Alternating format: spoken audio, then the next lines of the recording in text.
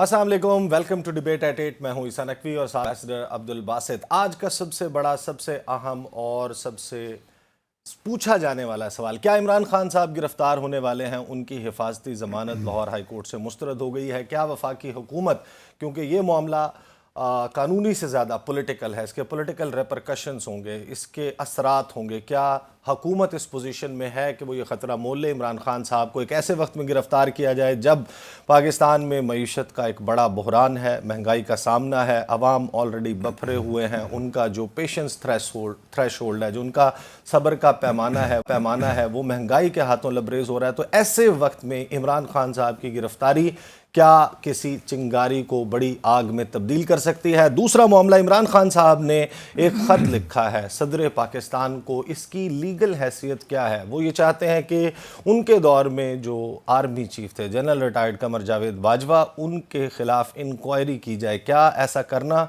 मुमकिन होगा पाकिस्तान की तारीख़ में? क्या कभी किसी आर्मी चीफ के ख़िलाफ़ उनके रुखसत होने के बाद कोई कार्रवाई सक्सेसफुली हो पाई? इसके भी क्या रेपरकशंस हो सकते हैं, इसके हवाले से बात करेंगे। लेकिन इसमें जो असल बुनियादी बात है वो ये कि जनरल रिटायर्ड कमर जावेद बाजवा वो खुद मौजूद तो नहीं है, वो पब्लिक डोमेन में आकर अपने ऊपर लगने वाले इल्ज़ामात का दिफा नहीं कर सकते। क्या उन्हें किसी कोर्ट ऑफ लॉ में बुलाया जाएगा? वो इनका जवाब देंगे।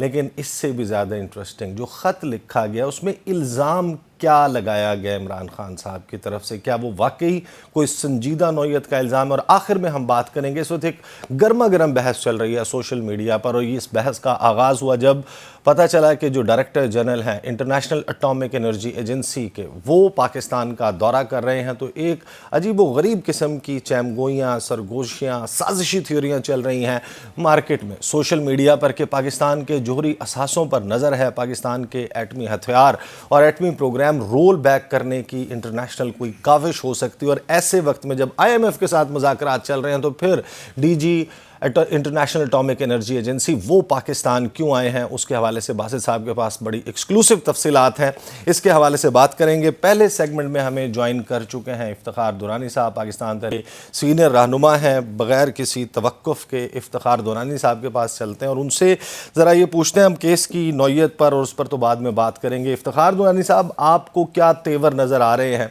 इतलात तो ये है कि एक इस्लामाबाद पुलिस का एक कंटिंजेंट, एक दस्ता, एक पार्टी जो है वो लाहौर में मौजूद है खान साहब को गिरफ्तार करने के लिए। ताज़ा तरीन सूरत हाल क्या है?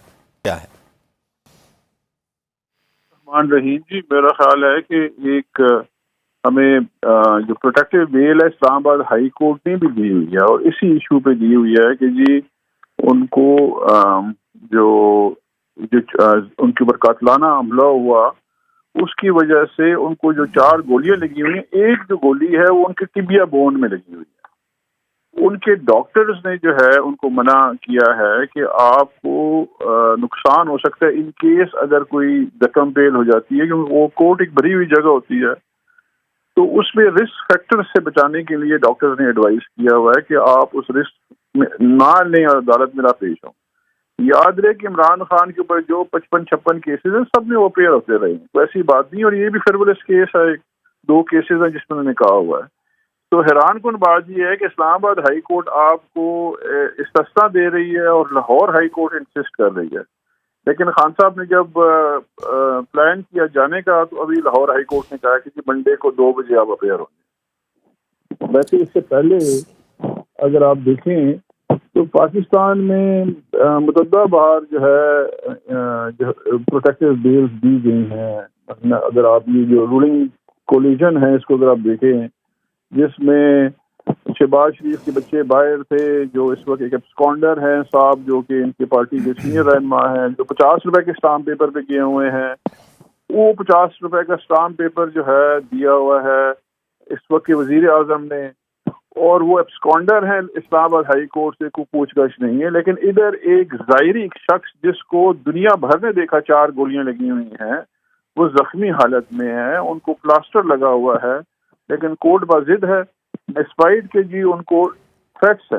لیکن ایک سوال جو بار بار اٹھایا جاتا ہے وہ یہ کہ ظاہر ہے کہ میڈیکل ریزنز آپ کوٹ کر رہے ہیں، لیکن جس دن عمران خان صاحب پر قاتلانہ حملہ ہوا غالباً 3 نومبر تھا، اور اس سے چند ہی روز کے بعد، لگ بھگ 23 روز کے بعد 26 نومبر کو انہوں نے راولپنڈی میں ایک جلسے میں شرکت کی. اگر وہ وہاں جا سکتے ہیں تو پھر ان کا عدالت میں نہ جانا، اس کے لیے میڈیکل ریزنز کو سائٹ کرنا، یہ تھوڑا سا ڈیوبیس بنا دیتا ہے معاملے کو. نہیں، ڈوبیس نہیں ہے اسے بھائی. اگر آپ ادھر ہوتے تو، کیونکہ میں جلسہ جو ہے مینج کر رہا تھا، تو پاکستان کی تاریخ میں پہلی دفعہ ایک بڑا ہی جسے کہتے ہیں نا کہ state of the art arrangement کی گئی تھی، جس میں عمران خان جس میں جلسے پہنچے. وہ جلسے میں ایون جلسے سپاٹ پہ نا ایلیویٹر لگا ہوا تھا، ویل چیئر تھا، اور درست، وہ ہم نے ویژولز دیکھے. ٹھیک ہے جی، یہ پاکستانی تاریخ میں کچھ بھی نہیں ہے، بالکل ہمیں ڈاکٹرز نے بتایا ہوا تھا. لیکن کیونکہ عوام بھی کسی قوم کی، ملک کی سب سے ضروری چیز ہوتی ہے امید.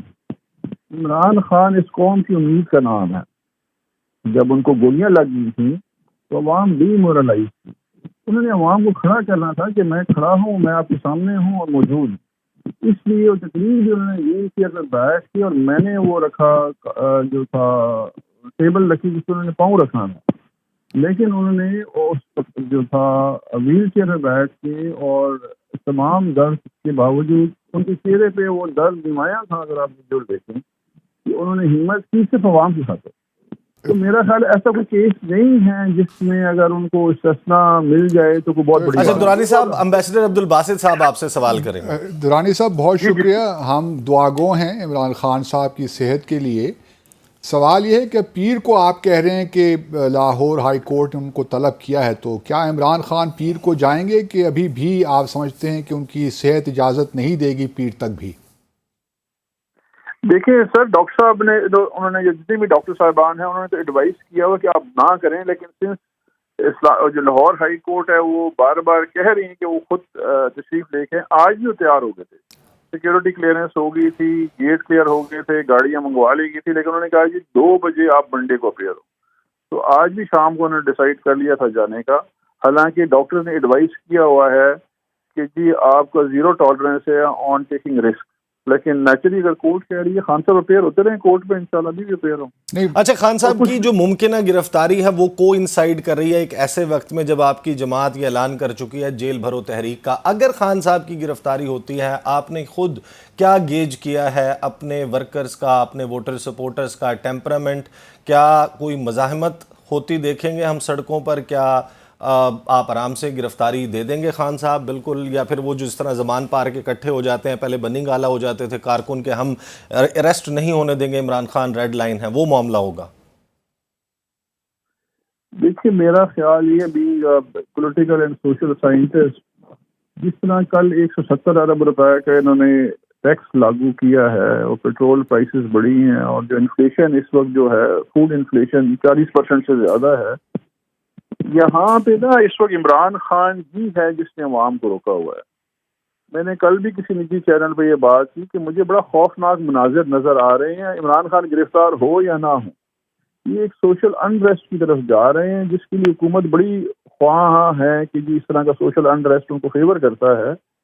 لیکن عمران خان بیچ میں ہے، لیکن مجھے نہیں لگتا کوئی زیادہ عرصہ عمران خان اس عوام کو روک پائیں گے. ہم بہت سیریس سوشل انریسٹ کی طرف جا رہے ہیں. لیکن سوشل انریسٹ تو آپ کو بھی سوٹ نہیں کرتا ایز اے پولیٹیکل پارٹی جو یہ ایم کر رہی ہو کہ ہم نے 2-3 ماہ کے بعد اقتدار میں آنا اور اس ملک کو سنبھالنا ہے. اگر سوشل انریسٹ ہو جاتا ہے، مارا ماری ہو جاتی ہے، خدا نخواستہ خون خرابہ ہو جاتا ہے، اور پاکستان کی معیشت کو، سوشل فیبرک کو ناقابل تلافی نقصان پہنچتا ہے، تو آپ اقتدار میں آ کر کیا کریں گے؟ پھر آپ اقتدار میں آ کے کس طریقے سے اس معاملے کو سنبھال پائیں گے؟ دیکھیں اسی کے لیے تو ہم نے ایک پرامن تحریک رکھی ہوئی ہے، جیل بھرو تحریک، جو بھی آپ بتا رہے تھے، وہ اسی لیے رکھی ہوئی ہے کہ یہ نہ ہو. لیکن جس طرف میں لے کے جانا چاہ رہا ہوں جی، اسلام آباد جو فیڈرل کیپٹل ہے جی، ہر اشارے پہ نا اس وقت آپ کو تقریباً 15 سے 20 لوگ جو ہے وہ ملیں گے جو اس وقت بھیک مانگ رہے ہوں گے. پہلے سوری، میں چونکہ ٹائم ہمارے پاس تھوڑا ہے اور آپ کا وقت بھی قیمتی ہے، میں صرف یہ جاننا چاہتا ہوں کہ عمران خان ایک ہائی مورل گراؤنڈ کیوں نہیں لیتے؟ مطلب جب بھی ہم پی ٹی آئی کے لوگوں سے بات کرتے ہیں، وہ فوری طور پہ ہمیں تاریخ کے واقعات سنانا شروع کر دیتے ہیں کہ پہلے تو یہ ہوتا رہا ہے، اور عمران خان کے کیس میں but you know two wrongs do not make a right. The question is کہ اگر وہ ایک پاپولر لیڈر ہیں تو ان کو ایک ہائی مورل گراؤنڈ لے کر آگے بڑھنا چاہیے اور عدالت میں پیش ہو جانا چاہیے. It is as simple as that. جی بالکل بجا فرما رہے ہیں آپ. ایسا ہی ہے. میں نے یہی بتایا کہ اسلام آباد ہائی کورٹ نے ایگزیمپشن دی، لاہور ہائی کورٹ انسسٹ کر رہی ہے اور انہوں نے آج فیصلہ کر لیا تھا جانے کا. اوکے. ڈاکٹر کے کہنے کے باوجود انہوں نے فیصلہ کر لیا تھا. ابھی وہ منڈے کو 2 بجے اپیئر ہوں گے لاہور ہائی کورٹ میں. دیٹ از وہ great. This goes without saying. بہت بہت شکریہ افتخار درانی صاحب. باسط صاحب، جو کیس ہے اصل میں تو اس کی بنیاد وہاں سے شروع ہوتی ہے کہ خان صاحب کے اوپر مقدمہ کیا ہے جس میں یہ آپ کو بیل لینی پڑ رہی ہے، نہیں مل رہی تو گرفتاری کے خطرات منڈلا رہے ہیں، یہ سب کچھ چل رہا ہے. کیس ہے کہ الیکشن کمیشن آف پاکستان کے باہر ایک فیصلہ خان صاحب کے خلاف آیا، اس کے باہر پاکستان تحریک انصاف کے لوگ اکٹھے ہوئے، انہوں نے احتجاج کیا. کوئی بہت بڑی وائلنس آپ نے اگر ہوئی ہوتی تو وہ رپورٹ ہوئی ہوتی اسکرینز پر، کوئی مارا ماری ہوئی ہوتی، کوئی املاک کو نقصان پہنچا ہوتا، کوئی لوگ زخمی ہوئے ہوتے. اس کے اوپر 3-4 مقدمات درج ہو گئے. ایک تھانہ سنجانی میں ہو گیا کہ دہشت گردی کی دفعات 780A آپ کا دہشت گردی کا ایکٹ آپ نے لگا دیا، اور کیونکہ خان صاحب موجود بھی نہیں تھے وہاں پر، موجود بھی نہیں تھے موقع پر. اور ایک مقدمہ پھر محسن شاہنواز رانجھا صاحب جو ہیں ان کی جانب سے کیا گیا کہ قاتلانہ حملہ عمران خان کی ماں پر باقاعدہ منصوبہ بندی کے تحت ہوا.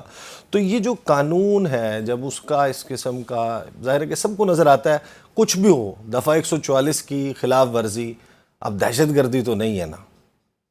نہیں، آپ ٹھیک کہہ رہے ہیں، لیکن کوشچن وہی ہوتا ہے میرے لیے کہ اگر ایک قانون نے اپنا راستہ خود بنانا ہوتا ہے، اگر پی ڈی ایم نے ان کی نیت ٹھیک نہیں ہے یا کوئی پرابلم ہے، دیٹ از فار دیم. کوئی پالیٹکس تو ہو رہی ہے، ہم سب جانتے ہیں، اور ہمیشہ ہوتی رہی ہے، ان کے دور میں بھی ہوتی رہی ہے، ان کے دور میں بھی کیسز بنتے رہے ہیں. تو یہ کوئی نئی بات نہیں ہے ہمارے کلچر میں. میں صرف سوال جو مجھے تنگ کرتا ہے کہ عمران خان، ہم سب جانتے ہیں کہ پاپولر لیڈر تو ہیں، اس میں تو کوئی دو رائے نہیں ہو سکتی. ان کو بڑھ کر یہ جو عدالتوں کو کرٹیسائز کرنا یا میڈیکل گراؤنڈز میں چھپ جانا، اس قسم کی باتوں میں نہیں الجھنا چاہیے. اور پھر وہ جانتے بھی ہیں کہ اس وقت پاکستان کے کیا حالات ہیں. دیکھیں، میری اپنی رائے میں جو میں دیکھ رہا ہوں، عمران خان کو گرفتار نہیں کیا جائے گا. یہ بھائی صاحب ایک بندہ ہے، اس کے اوپر وزیر آباد میں قاتلانہ میں بتا رہا ہوں آپ کو، گولیاں چلی ہیں، آپ کہہ رہے ہیں کہ وہ ہائی مورل گراؤنڈ لیتے ہوئے وہ سامنے آ جائے پبلک کے. دیکھیں، وہ آپ اور میں تو نہیں ہوئے نا. عمران خان کر دیں. انہوں نے ایک پولیٹیکل لیڈر، اس انٹرویو میں کہتے ہیں میں خود کو محفوظ تصور نہیں کرتا. نہیں، کیوں نہیں کرتے؟ جب گورنمنٹ ان کو حفاظت پرووائڈ کر رہی ہے، سیکیورٹی پرووائڈ کر رہی ہے، تو پھر 72 مقدمات کے ذریعے ہے جو بھی ہے. لیکن کوشچن یہ ہے کہ تھوڑا بہت اعتماد شو کریں.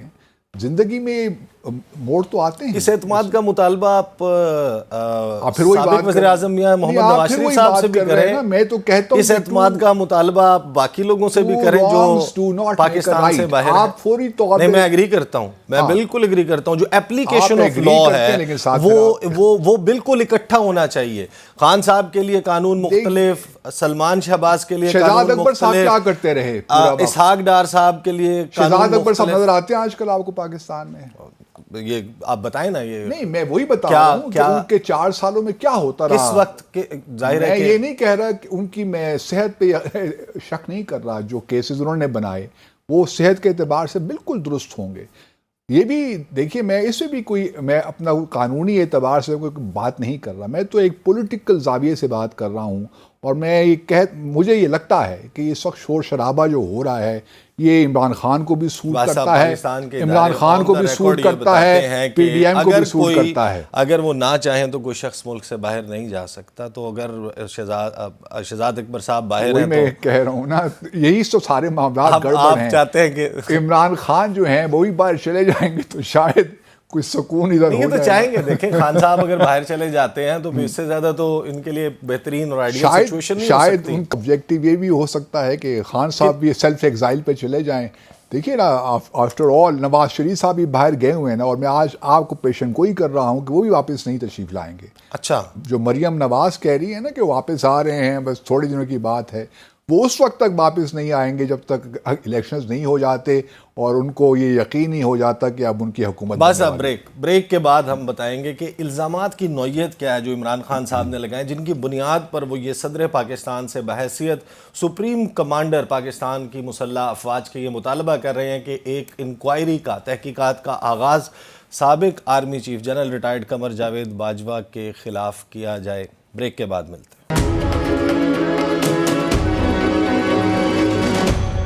Welcome back after the break. Basit صاحب، ایک بڑا ہی دلچسپ کام ہوا اور پاکستان کی تاریخ میں شاید پہلے یہ نہیں ہوا۔ ایک خط لکھا گیا ہے پاکستان کے سابق وزیر اعظم عمران خان صاحب کی طرف سے صدر پاکستان ڈاکٹر عارف علوی کے نام، اور ظاہر ہے کہ ان کا تعلق پاکستان تحریک انصاف سے ہی رہا ہے۔ اس وقت وہ صدر پاکستان ہیں جو کہ ریاست پاکستان کے نمائندہ ہیں، جو اس کو ریپرزینٹ کرتے ہیں، اس کا چہرہ ہے پاکستان میں، سپریم کمانڈر ہے مسلح افواج کے۔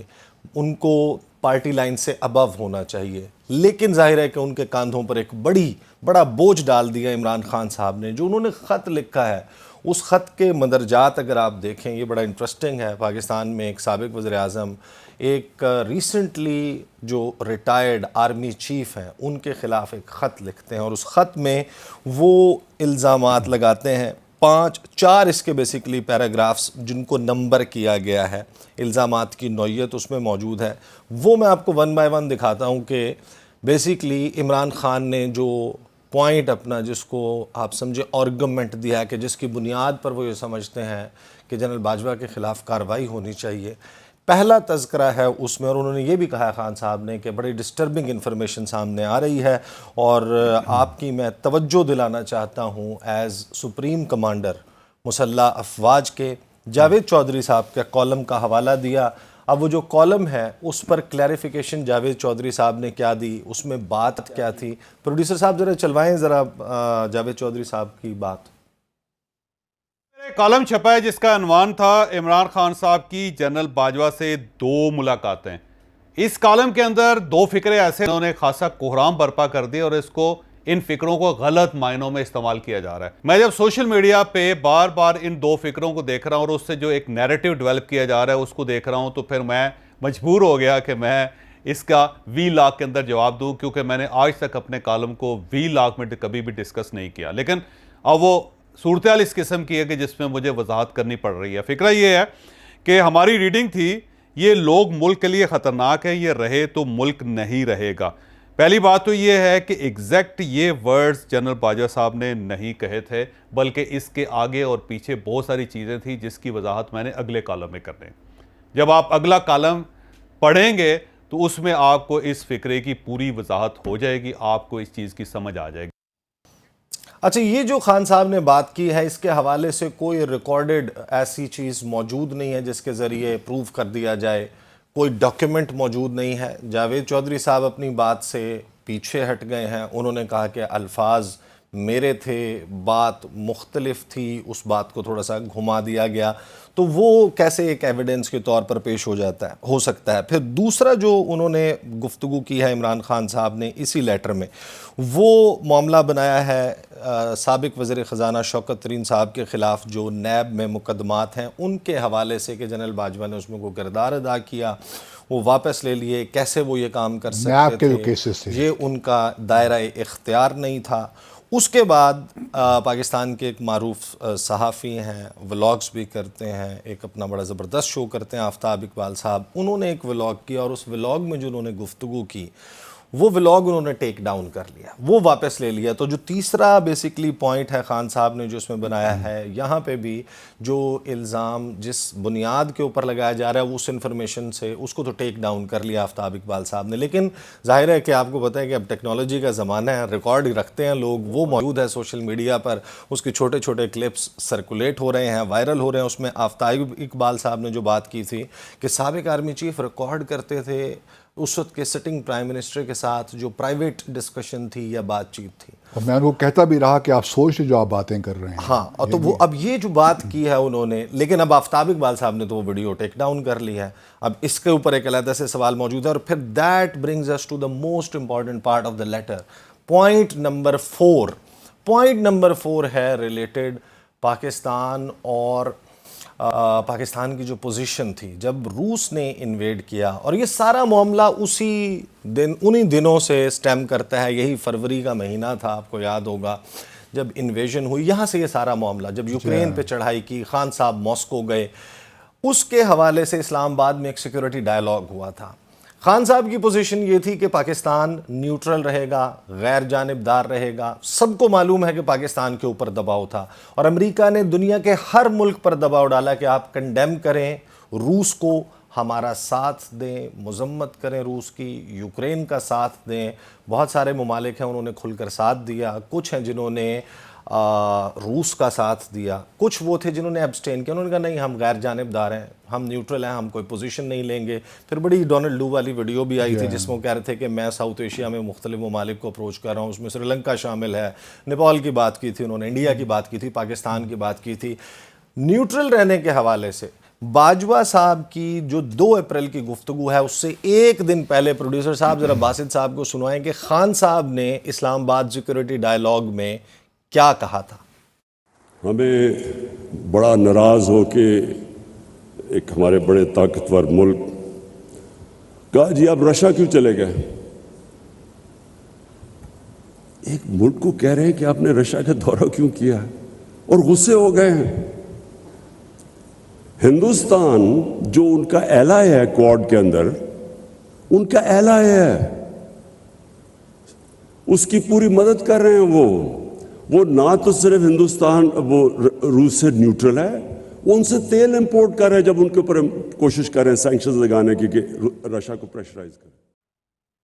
پروڈیوسر صاحب اب آپ ذرا مہربانی کریں یہ بھی سنوا دیں کہ ویری نیکسٹ ڈے جب جنرل قمر جاوید باجوہ اپیئر ہوئے اسلام آباد سیکورٹی ڈائیلاگ میں، انہوں نے روس اور یوکرین کے معاملے پر کیا پوزیشن لی؟ Ukraine, we enjoy excellent defense and economic relationships since its independence. With Russia, we had cold relations for a long time due to numerous reasons. However, recently there have been some positive development in this regard. Sadly, the Russian invasion against Ukraine is very unfortunate, as thousands of people have been killed, millions made refugees, and half of Ukraine destroyed. This is a huge tragedy which must be stopped immediately. Furthermore, despite legitimate security concerns of Russia, its aggression against a smaller country cannot be condoned. Pakistan has consistently called for an immediate ceasefire and cessation of hostilities. We support immediate dialogue between all sides to find a lasting solution to the conflict. Pakistan has also dispatched humanitarian assistance to Ukraine through special flights of Pakistan Air Force and will continue to do so. The continuation or expansion of conflict in Ukraine will not serve the interest of any side, least of all the developing countries, which will continue to face socio-economic costs of the conflict, a conflict which can easily get out of hand.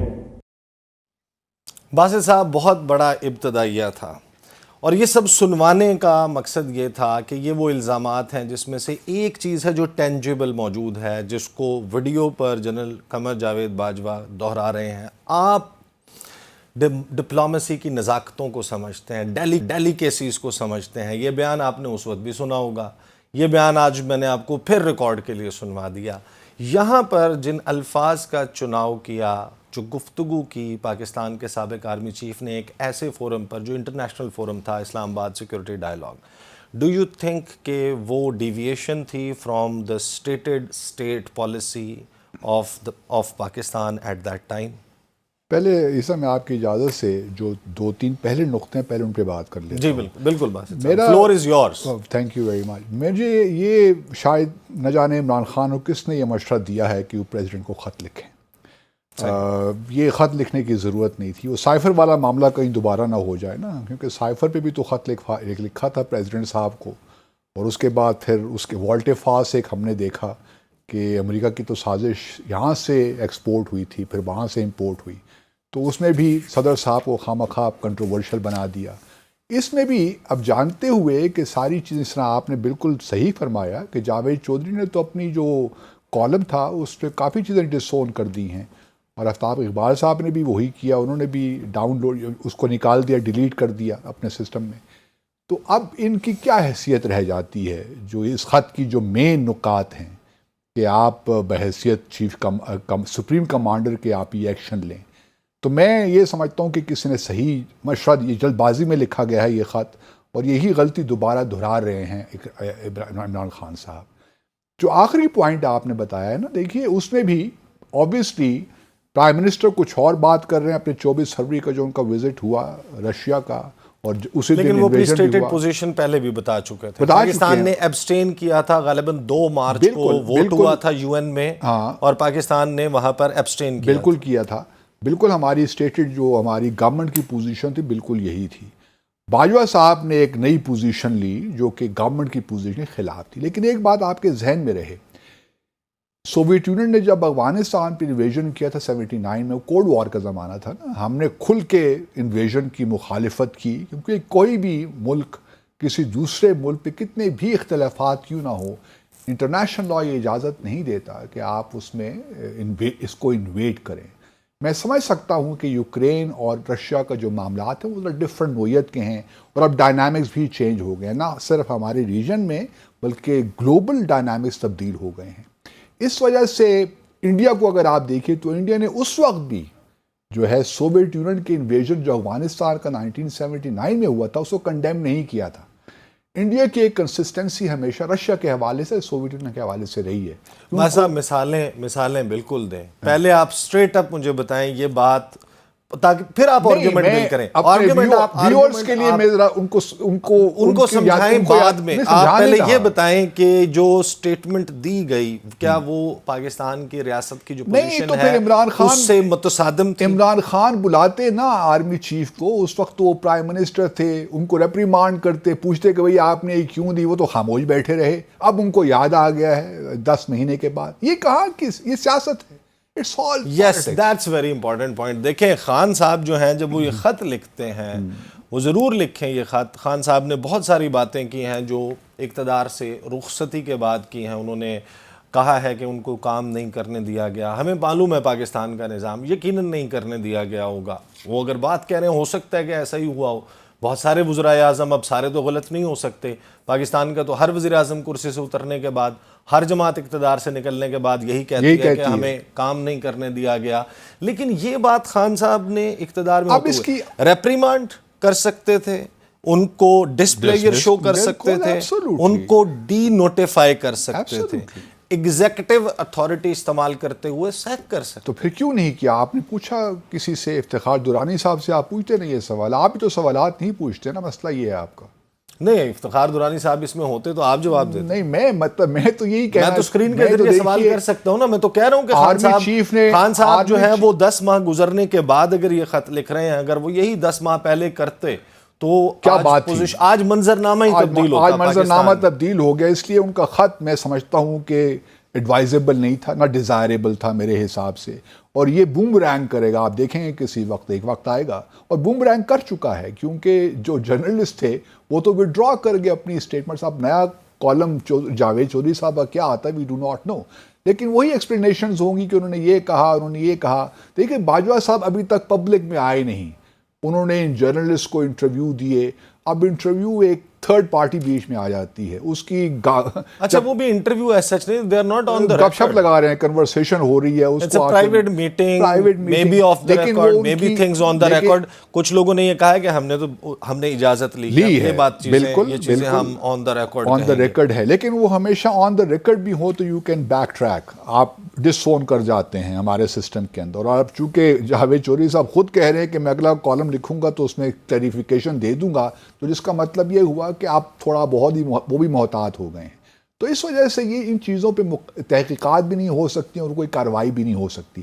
پھر صدر محترم کے پاس کیا آئینی، ٹھیک ہے وہ آئینی طور پہ تو سپریم کمانڈر ہیں، لیکن جو رولز آف بزنس ہے اس میں تو سپریم کورٹ جو کمانڈر ہے وہ ڈائریکٹ تو کوئی انکوائری نہیں کروا سکتا آرمی چیف کے خلاف، وہ گورنمنٹ کے تھرو ہی جائیں گے نا، گورنمنٹ کو ہی لکھیں گے تو وہ بھی نہیں ہو سکتا۔ تو اس لیٹر کی کوئی اہمیت نہیں ہے میرے حساب سے. اور جس نے بھی مشورہ دیا ہے خان صاحب کو, نہیں, اگر چیف پاکستان کیا کے کریں جو گے صدر مملکت ہیں, جو سپریم کمانڈر ہیں فورسز کے, وہ اس کے حوالے سے اگر اپنی رائے کا اظہار بھی کریں, رائے کا اظہار کریں گے نا, اس کا بے شک انجام وہی ہو کہ لیکن اس رائے کے بھی جب اسلام آباد کے اپنے فارم ہاؤس سے پرویز مشرف صاحب عدالت کے لیے نکلتے تھے تو راستے میں سے گاڑیاں جو ہیں وہ AFIC کی طرف چلی جاتی یہ ہے کہ دیکھیں نا, اس قسم کی ظاہر ہے کہ ہم یہ بھی جانتے ہیں کہ پریزیڈنٹ الوی صاحب PTI سے ان کا تعلق رہا ہے, اس لیے ان کی رائے بھی اس اعتبار سے بڑی معتبر نہیں سمجھی جاتی کہ وہ اے پولیٹیکل ہیں. ہی از ناٹ اے پولیٹیکل, وہ پولیٹیکل آدمی کیسا ہیں. الزام لگا رہے میں ہیں پاکستان, ٹھیک بات کر رہا ہوں نا, میں تو جو سچی بات ہے وہی کر رہا ہوں. اگر وہ ڈینائی کر دیں کہ ان کی ہمدردیاں PTI کے ساتھ نہیں ہے تو پھر ٹھیک ہے, ہم مان لیتے ہیں. اگر وہ یہ کہہ دیں کہ میں ہر معاملے میں نیوٹرل ہوں اس وقت, انہوں نے آج تک صدر سے جب سے انہوں نے حلف لیا ہے, جب سے PDM بھی فار دیٹ میٹر آئی ہے, انہوں نے یہ تو نہیں کہا کہ میں نیوٹرل ہوں معاملات میں. ہمیں نظر آتا ہے کہ وہ ایک PTI کی ایفیلیشن ہے ان کی. آبویسلی انہوں نے جب پریزیڈنٹ نہیں بھی ہونا تو پھر PTI کو جوائن کرنا ہے نا دوبارہ. تو لیکن اس خط کے تناظر میں بھی میں بریک پر جانے سے پہلے کچھ چبھتے ہوئے سوالات جو ہیں وہ ہمیشہ موجود رہیں گے. خان صاحب, ظاہر ہے کہ پاکستان میں سیاست اب اس نقطے پر بھی ہوگی کہ کس جماعت کا سابق آرمی چیف کے حوالے سے کیا موقف ہے. یہ بھی ایک پاپولیرٹی کو بڑھانے اور گھٹانے کا ایک معاملہ ہوگا کہ آپ کا موقف کیا ہے. امریکہ بھی جو ہے اور اس کے حوالے سے پوزیشن آپ کی کیا ہے, یہ بھی پاکستان میں اب ایک پوائنٹ آف پالیٹکس بن چکا ہے. لیکن یہ چبھتے ہوئے سوالات ہمیشہ موجود رہیں گے کہ عمران خان صاحب کے شکوے ہو سکتا ہے خود بالکل درست ہوں, بجا ہوں, لیکن یہ وہ وقت تھا جب خان صاحب 10 دن مزید, اگر آپ 2 اپریل کی بات کریں, 1 اپریل کی بات کریں, اس کے بعد 9 سے 10 روز عمران خان صاحب کے پاس چیف ایگزیکٹو کے طور پر تمام اتھارٹی موجود تھی. وہ اس وقت یہ فیصلہ کر سکتے تھے. بعد میں جب ان کی ملاقاتیں بھی ہوئیں, سابق army chief general Qamar Javed Bajwa سے پریزیڈنسی میں ملاقات ہوئی, جو دیگر ان کے درمیان کمیونیکیشن ہوئی, اس دوران بھی خان صاحب یہ سب کچھ کر سکتے تھے. لیکن اس کی ٹائمنگ ایک ایسے وقت میں آ کے کرنا تو بہت سارے لوگ یہی سمجھیں گے کہ یہ پالیٹکس کے لیے ہو رہا ہے. بریک لیتے ہیں اور بریک کے بعد بہت ہی امپورٹنٹ معاملہ جس کے اوپر بات کریں گے, پاکستان کے جوہری اثاثوں, ایٹمی ہتھیاروں پر کیا کسی ملک کی نظر ہے؟ پاکستان کو ڈی نیوکلیئرائز کرنے کے لیے کوئی ایفرٹ ہو سکتا ہے, پاسبل بھی ہے کہ نہیں؟ بہت ہی سینسٹیو سبجیکٹ ہے. اور باسط صاحب کیونکہ ڈسارمامنٹ کے اور پاکستان میں نیوکلیئر والے معاملات کو خارجہ کے امور کی سطح پر دیکھتے رہے ہیں, تو ان کے پاس بڑی اہم انفارمیشن موجود ہے. بریک کے بعد ملاقات ہوتی ہے.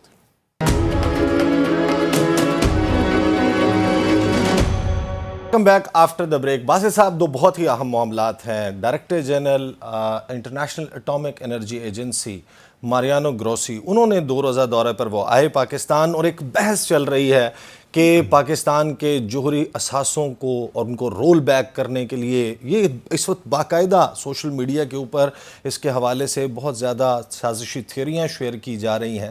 یہ دورہ کیوں؟ اور دوسرا معاملہ ہے میونخ سیکیورٹی کانفرنس, جہاں پہ پاکستان کے وزیر خارجہ بلاول بھٹو زرداری, پاکستان کی وزیر مملکت برائے امور خارجہ ہنا ربانی گھر صاحبہ, پاکستان کے DGI صاحب, اسی طریقے سے اور پاکستان کے جو سیکیورٹی کے اور دفتر خارجہ کے بہت سول ملٹری جو نمائندے ہیں وہ میونخ جا رہے ہیں. اتنا بڑا لاؤ لشکر لے کر جو جایا جا رہا ہے میونخ, اس کے حوالے سے بھی بات کریں گے. پہلے یہ جو ملاقات آئے, اس دورے کے لیے آئے انٹرنیشنل اٹامک انرجی ایجنسی کے ڈائریکٹر جنرل, وہ ایسے وقت پر آ رہے ہیں پاکستان جب پاکستان کے IMF سے مذاکرات ہو رہے ہیں. اور پچھلے 1 سال سے ایک بات بہت زیادہ ڈسکس ہو رہی ہے پاکستان میں کہ یہ جو سب کچھ چل رہا ہے, جو ٹرموائل چل رہا ہے, یہ جو سیاسی مارا ماری اور کشیدگی ہے, اس کا الٹیمیٹ آبجیکٹو یہ ہے کہ پاکستان کی معاشی طور پر پاکستان کی کمر توڑ دی جائے. اور جب پاکستان بالکل ٹوٹ جائے معاشی اعتبار سے, تو اس وقت پاکستان کو کہا جائے کہ ٹھیک ہے, آپ کو پیسے چاہیے تو آپ اپنا ایٹمی پروگرام رول بیک کر دیں.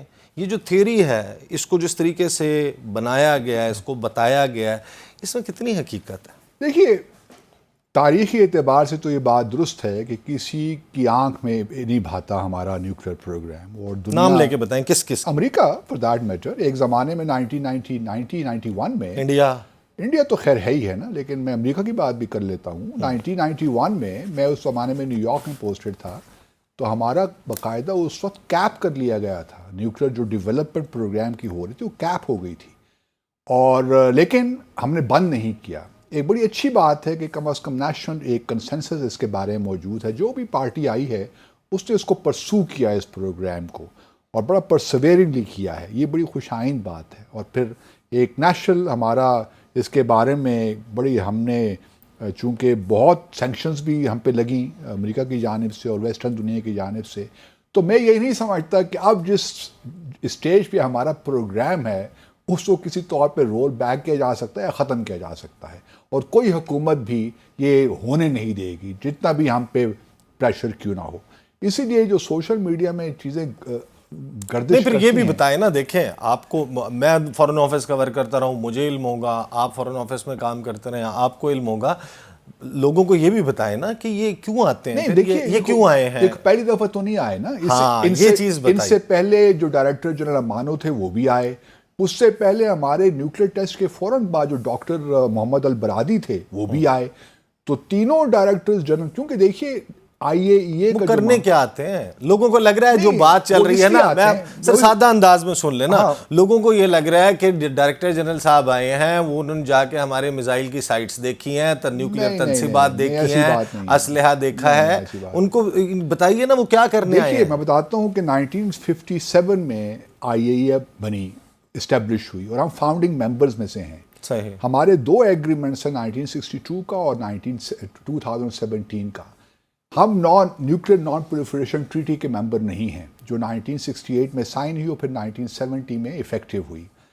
ہم وہ ممالک ہیں جو نان این پی ٹی کو ہم نے سائن نہیں کی ہوئی، اور ہم نیوکلیر ویپن اسٹیٹ بھی ہیں، تو ہمارا ایک سیف گارڈز کے پروٹوکالز ہیں سویلین فیسیلیٹیز کے لیے، اور وہ آئی اے کے تحت آتی ہیں جو سویلین فیسیلیٹیز، مثلا آپ بجلی بنا رہے ہیں، اگر آپ کا مطلب کوئی ہمارے بجلی پاس گھر ہے، کرنوپ ہے، جشنوپ ہے، جہاں پہ ہم بجلی بنا رہے ہیں، اور صرف سویلین فیسیلیٹی ہے، وہ ملٹری پرپزز کے لیے استعمال نہیں ہوتی، اس کے سیف گارڈز دیکھ لیں۔ لمیٹڈ سیف گارڈز ہیں۔ اس میں یہ بھی ہوتا ہے، کیونکہ دیکھیے اگر ہم کمپریہنسو سیف گارڈز میں ہوتے نا، اگر یا این پی ٹی کے ہم ممبر ہوتے تو پھر تو وہ بڑے سرپرائز وزٹس بھی ہو سکتے ہیں، انسپیکشنز ہو جاتی ہیں۔ ہمارے یہاں وہ سلسلہ نہیں ہے، یہ وزٹس یوزلی فیبرری اور مارچ میں ہی ہوتے رہے ہیں پرانے ڈائریکٹرز جنرل کے بھی، تو اس کا اس سے بھی کوئی تعلق نہیں ہے کہ آئی ایم ایف کے بڑے ہمارے پاس اس وقت اس لیے وہ آ گئے۔ آپ تاریخ اٹھا کے دیکھ لیجئے تو یہی 2000 آئے ہیں، 2018، 2014 اور 2011 میں یہ وزٹس ہوئے ہیں، تو لگ بھگ اسی عرصے میں ہوئے ہیں، سال کے شروع کے میں۔ لیکن یہ جو آپ کو یاد ہوگا جب مولانا فضل الرحمان صاحب نے ایک تقریر کی تھی پارلیمنٹ میں کہ اسلام آباد سے 90 کلومیٹر دور رہ گئے ہیں طالبان، جس کے بعد سوات والا آپریشن لانچ ہوا تھا، اس وقت بھی اسٹیٹ ڈپارٹمنٹس کی طرف سے سٹیٹمنٹس آئی تھیں، انڈیا کی طرف سے سٹیٹمنٹس آتی ہیں، پاکستان کے جوہری اساس، اچھا پھر دو قسم کی آتی ہیں، ایک تو آتی ہے ان کے اسپوکس پرسنس کے لیول پر، وہاں پر وہ اس طریقے سے نہیں کرتے، لیکن جو آپ سمجھیں کہ سب کنونشنل سپوکس پرسنز، یعنی کہ جو ان کے روایتی سپوکس پرسنز نہیں ہیں لیکن ریپرزینٹ کرتے ہیں اس تھاٹ پروسیس کو جو کہ پینٹاگون کا ہے، وائٹ ہاؤس کا ہے، اسی طرح راشٹرپتی بھون کا ہے، وہ اس بات کو بہت پیڈل کرتے ہوئے نظر آتے ہیں کہ پاکستان تو کوئی ایسی بنانا ریپبلک ہے جہاں پر ایٹمی ہتھیار جو ہے وہ آ کر دہشت گرد ٹیک اوور کر لیں گے، چلا دیں گے۔ میرے خیال میں ہمارا پروگرام جو ہے، ہمارے جو سسٹمز ہیں اتنے زبردست ہیں، آئرن کلیڈ، بلکہ میں آپ کو یہی بتاتا چلوں کہ ایک زمانے میں امریکہ نے ہمیں تقریباً کوئی $150 ملین کی پیشکش کی۔ انٹر پرمیزیبل لنکس ہوتے ہیں، ایک سلسلہ ہے کہ آپ کس کے پاس ویپنز ہیں، کون استعمال کر سکتا ہے، تو ان کو اسٹرینتھن کرنے کے لیے امریکہ نے ہمیں یہ آفر کی کہ وہ ہمیں $100 ملین، مجھے یاد پڑ رہا ہے، تو پاکستان نے وہ لینے سے انکار کر دیا۔ ہم تو کسی کو قریب پھٹکنے نہیں دیتے اس پروگرام کے، تو یہ ہمارے سسٹم بڑے زبردست ہیں، کسی کو شک نہیں ہونا چاہیے میرے خیال میں، اور جو سوشل میڈیا پہ جو افواہیں گردش کر رہی ہیں بالکل بے بنیاد ہیں۔ یہ ڈائریکٹر جنرل آتے رہے ہیں، آگے بھی آتے رہیں گے، ہمارے ان کے ساتھ، لیکن یہ بحث تو موجود رہے گی نا باسط صاحب، وہ موجود ہے جب تک پاکستان کے نیوکلیئر پروگرام کے حوالے سے ایک سٹیٹڈ پوزیشن بڑی بڑی قوتوں کی موجود رہے گی, انڈیا اس کے حوالے سے ایک پوزیشن لیتا رہے گا, تو ظاہر ہے کہ پھر لوگ سوال تو اٹھائیں گے نا. میرے خیال میں اب لوگوں کو اطمینان ہو جانا چاہیے کہ ہمارا جو نیوکلیر پروگرام ہے, ہمارا میزائل پروگرام ہے, ہم نے اتنی سینکشنز کے باوجود اس کو کنٹینیو رکھا ہے. کروڑوں روپے کلو پہ ہم نے گھاس کھایا ہے, انڈیا کی طرح یورینیم نہیں بکتی پاکستان میں. ہم نے گھاس کھایا ہے, لیکن اپنا جو ہے اپنا نیوکلیر پروگرام گھاس ہی کھاتے رہیں گے. باسط صاحب یہ آپ مہربانی کریں. غالب بھٹو صاحب کی اسٹیٹمنٹ یاد آ گئی نا, ہم گھاس کھا لیں گے لیکن اپنا پروگرام چلاتے رہیں گے.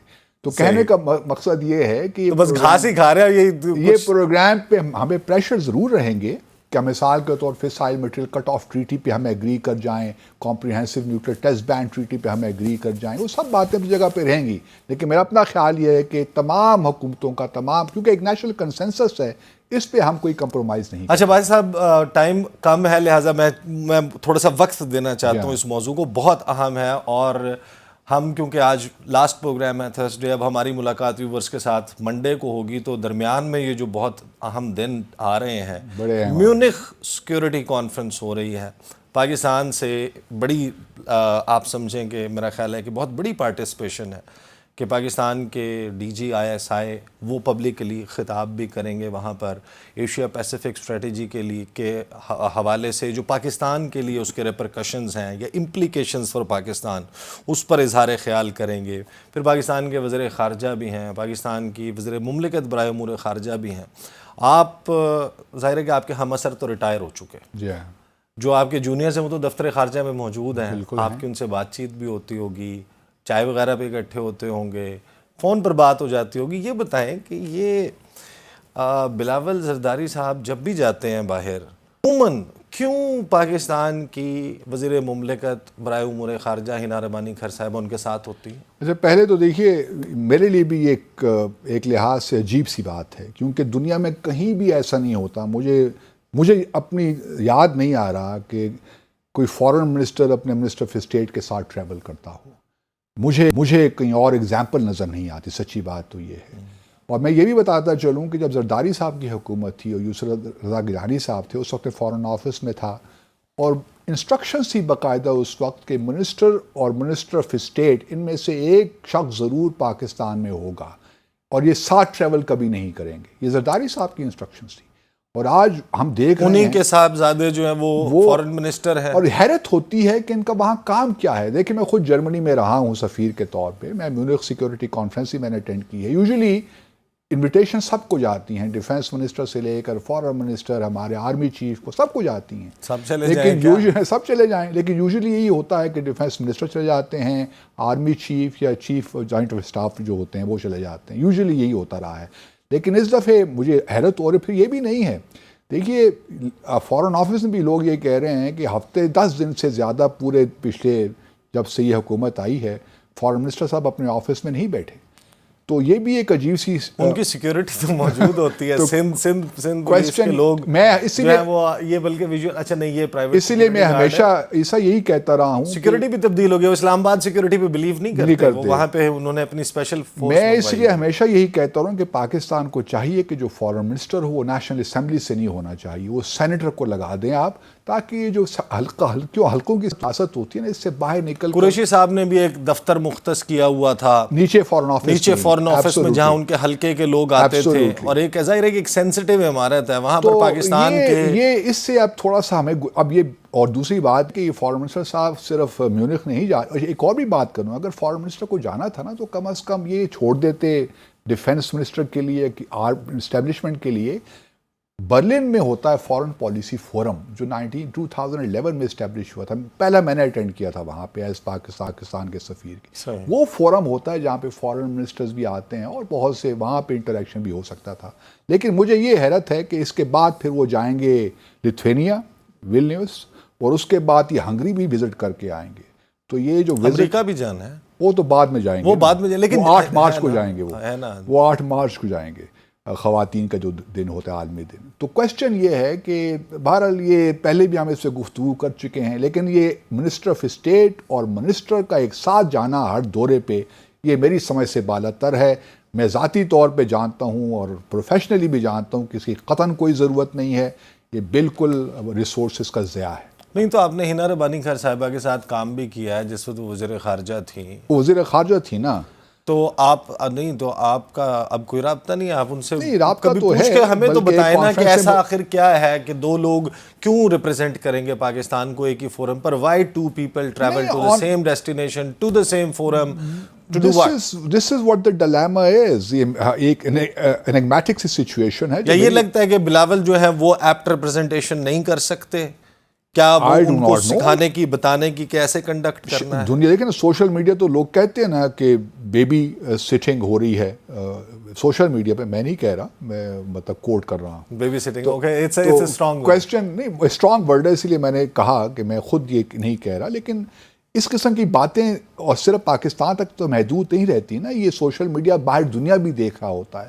اس لیے وہ کام کیوں کرنے جائیں جس سے لوگ ہمارا مذاق اڑائیں صرف. اور پھر جو ہوسٹ ہوتا ہے وہ بھی پریشان ہو جاتا ہے کہ یار مینوک سیکیورٹی کانفرنس تو ہے تو اتنا بڑا جلوس لے کر کیوں آ گئے ہیں. پھر وہی بات جو ہم نے پہلے بھی کہی تھی کہ ایک طرف آپ کہتے ہیں اکانومی کے مسائل ہیں اور اس طرح بڑے بڑے ڈیلیگیشن اور جن کی کوئی ضرورت نہیں ہے. سچی بات تو یہ ہے, یا تو یہ ہونا کہ کوئی آفیشیل کوئی وزٹ ہو رہا ہو, اسٹیٹ لیول کا وزٹ ہو رہا ہو. اب ہمارے پرائم منسٹر صاحب ترکیے چلے گئے ہیں, ان کے ساتھ چاہیے تھا کہ منسٹر آف اسٹیٹ چلی جاتی, اس طرح بھی ہو سکتا تھا نا. لیکن وہاں پہ وہ طارق فاطمی صاحب ان کے ساتھ گئے ہوئے ہیں. تو یہاں بھی یہ بھی نظر آ رہا ہے کہ جو فارن آفس اور پی ایم آفس ہے ان کے درمیان بھی کوئی ربط نہیں. بس آپ پروگرام کا وقت ختم ہو گیا. ہم ایک دلچسپ ملک میں رہتے ہیں جہاں بات زبان زد عام ہے کہ ایک شخص کو پاکستان کا وزیر خارجہ اس وجہ سے بنایا گیا ہے کہ وہ انٹرنیشنلی ان کے کنیکشنز ڈیولپ ہو جائیں گے, وہ سیکھیں گے اور سیکھ کر بڑے ہو کر پاکستان کے وزیر اعظم بنیں گے. اور پھر یہ بات بھی زبان زد عام ہے کہ سابق وزیر اعظم نواز شریف صاحب کی صاحبزادی وہ کچھ ماہ کے لیے چیف منسٹر بنائی جائیں گی, وہ وہاں پر سیکھیں گی اور پھر اس تجربے کو بروئے کار لاتے ہوئے پاکستان کی وزیر اعظم بنیں گی. سچ از اے کنٹری جہاں پر ہم رہتے ہیں. آپ سے انشاءاللہ ملاقات ہماری اس سوموار کے روز ہوگی. عبدالباسط صاحب کو اور مجھے اجازت دیجیے. اللہ حافظ. اللہ حافظ.